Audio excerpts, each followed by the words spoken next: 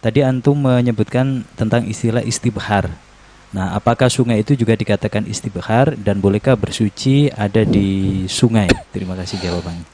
Iya, apakah sungai itu adalah termasuk kategori istibhar atau tidak? Nah, ini sebenarnya urusan permasalahan apakah kita bisa bersuci di sungai atau tidak.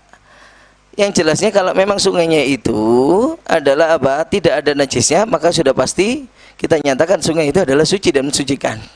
Sehingga kalaupun mau untuk bersuci silakan. Tanpa perlu kita melihat itu adalah sungai yang besar atau kecil.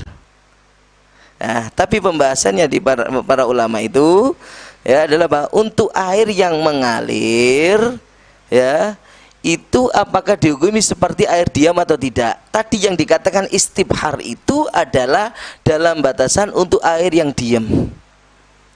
Dalam batasan untuk air yang diam, bukan sekedar luas tapi diam. Sehingga Pak, di dalam batasan seandainya digerakkan dari satu ujung, maka gelombangnya tidak sampai kepada ujung yang lain. Itu yang dikatakan istibhar dalam pendapatnya Imam Abu Hanifah, kan begitu. Nah, tapi permasalahannya untuk air yang mengalir ini bagaimana? Ya, pendapat mu'tamad khususnya dalam mazhab Imam Syafi'i bahwasanya Pak, al-jari karrokit. Air yang mengalir itu dihukumi seperti air diam. Cuma dibagi seperti air diam itu tidak melihat kepada panjangnya ini sungai, ya. Tapi apa? Yang jadi masalahnya apa? Karokitnya itu adalah dihukumi dalam satu gelombangnya air itu adalah karokit. Tahu satu gelombang, ya? Kalau kita kan belajari seperti di sekolah, itu kan ada sisi naik, ada sisi turun kan ini. Ada sisi gunung, ada sisi lembahnya. Nah, itu yang dinamakan satu gelombang.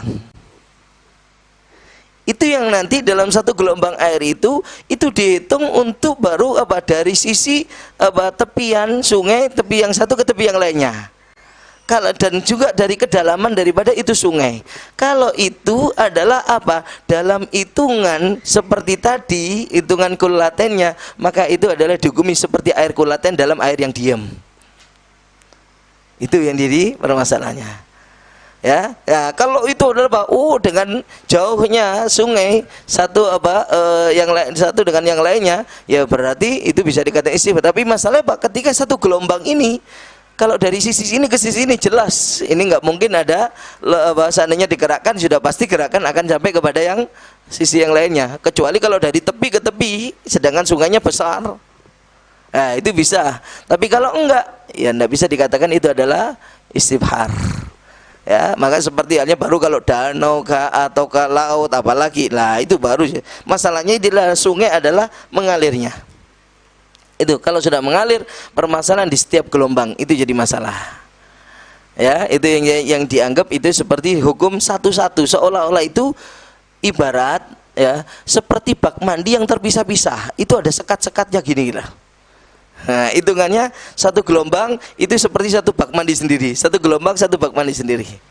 Kalau itu lebarnya itu sungai adalah besar dan dihitung dengan kedalaman air bisa lebih dari 2 kula tadi, maka dikatakan air banyak. Tapi kecil, nah ini maka bagaimana? Hukumnya seperti air sedikit. Makanya saya katakan kalau nggak ada najisnya maka sudah jelas hukumnya adalah suci dan mensucikan. Tapi kalau enggak, terlebih ada bangkai yang diam ada di situ, ya, sedangkan airnya ini adalah kecil, sungainya adalah kecil, ya, maka dipastikan air yang setelah melewati itu bangkai itu adalah najis. Bahkan dalam mazhab Syafi'i itu nyatakan wa in kana amyal, walaupun itu dalam beberapa mil jauhnya, ya, airnya kecil cuma terus memanjang walaupun beberapa mil, seluruh air itu dihukumi najis, air yang sudah melewati bangkai yang diam ini. Tapi kalau bangkainya itu jalan, maka air yang di gelombang yang di situ ada bangkainya itu aja yang najis. Ya, tidak semua air dihukumi najis. Tapi ketika bangkai diam, seluruh air yang sudah lewat demi melewati itu bangkai semuanya dihukumi najis. Ketika sungainya adalah kecil.